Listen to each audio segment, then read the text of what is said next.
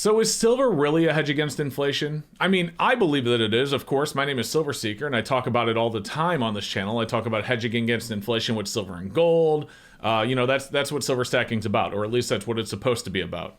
But there are people that believe that it's not. There are people that argue that it's never been a hedge against inflation and they would never put their money in silver, and that's totally fine. Now, a lot of those people come from the whole Reddit crowd where they're not looking at silver as a hedge against inflation. They're looking at silver as an undervalued asset, which will skyrocket like Bitcoin and they'll become millionaires. Of course, I have never argued that on my channel and I don't believe that, but I do believe that it is a hedge against inflation. And today, I have spent hours and hours scouring the web to prove it. And so what I did and what I'm going to show you in today's video is data that I got off the internet. I got consumer price index goods for a bunch of different things. I got obviously historical silver price data as well. I even went back all the way to 1969 and got home prices from 1969 to today. And I put all of it into an Excel spreadsheet. I created some charts and I'm going to show you why I believe that silver is, always has been, and still to this day is a hedge against inflation. So that's what we're going to be talking about in today's video. But really quick, before we get into it, do me a favor, go down below and make sure you are subscribed. Over 50% of the people that watch this channel are not, and I'd really appreciate it if you like videos like this that you do, because it really helps me out. And with that said, let's get into the video. Okay, so like I said, I spent hours today, almost my entire day, just putting this data together so I could share it with you guys.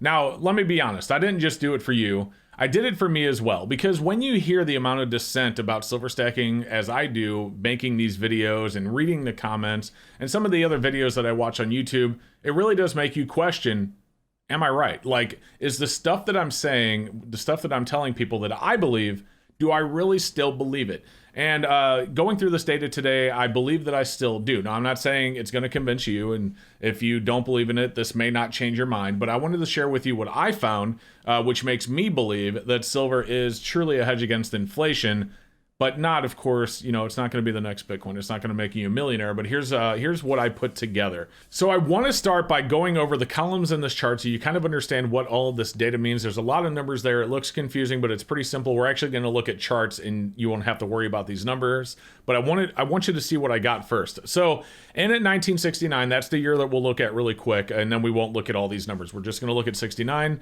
You have the average silver price of $1.80. The average home price, of course, average, some are more, some are less, but this was the average home price in 1969 was $27,100.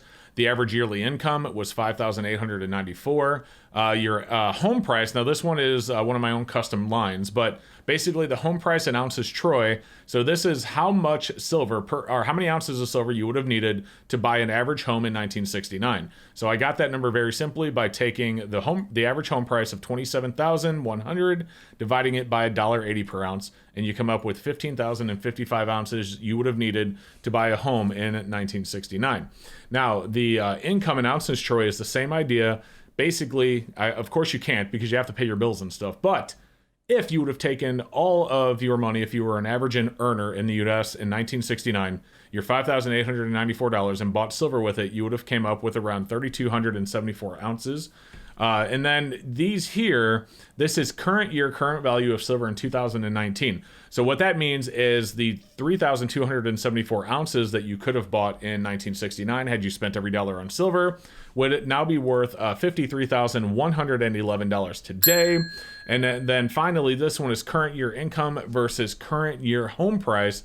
And basically what this is very simple. It's what percentage of a house you could have bought with your $5,894 versus the home price of $27,100. So basically, $27,100 divided by 5894 divided by 27,100. I had it backwards, but anyway, you could have purchased 21.7% of a house with your full income in 1969. Of course, that's not possible because bills, but you get the idea.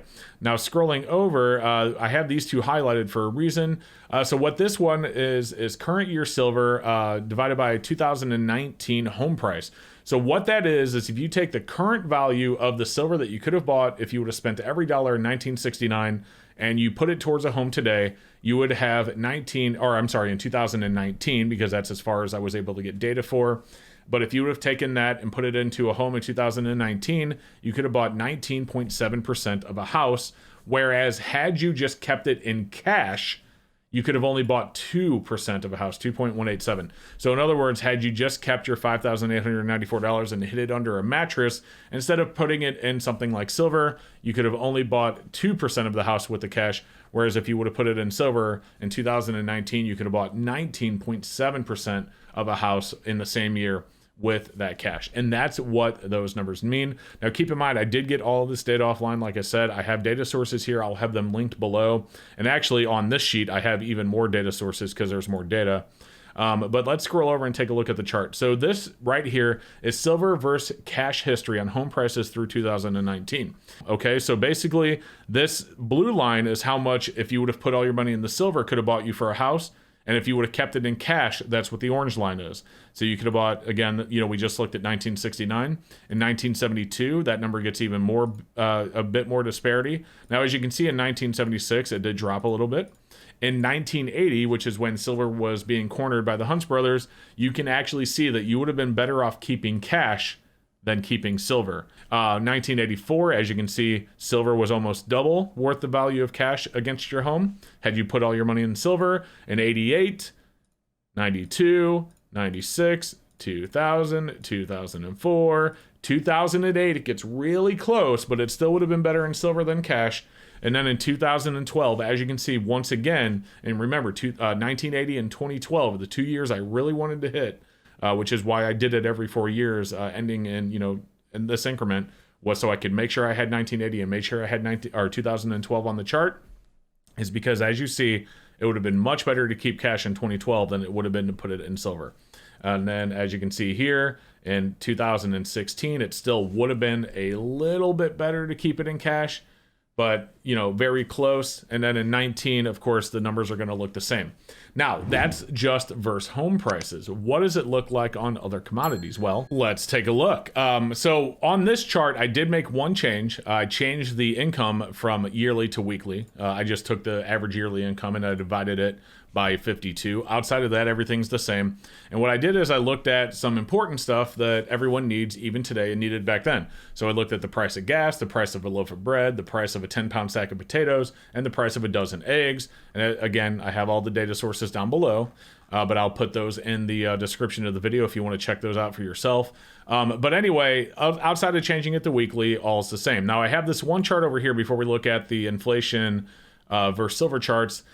This right here is just the consumer good price history. Basically, it's showing you the numbers here. So you can see you have the average silver price, which is your dark blue line. And then you have the price of potatoes, the bread, the gasoline, and the eggs. These are all line charts. But what we really want to look at are these charts. And so we're going to start with cash versus or silver versus cash on gas in 2020. And I did go up to 2020 because although I couldn't find home prices average in 2020, I did find the price for these items.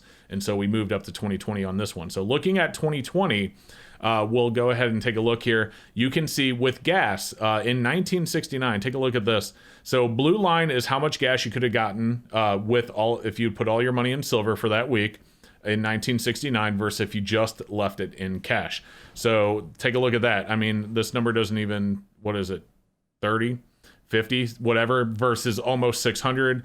And 1972, same thing, 76. Now 1980, remember in the home prices, it was way better to put it into cash. It's much closer on your gas, isn't it? So it's really close, actually. It's like almost dead heat. And then in 84, once again, silver, 88, 92, 96, 2000, 2004, 2008.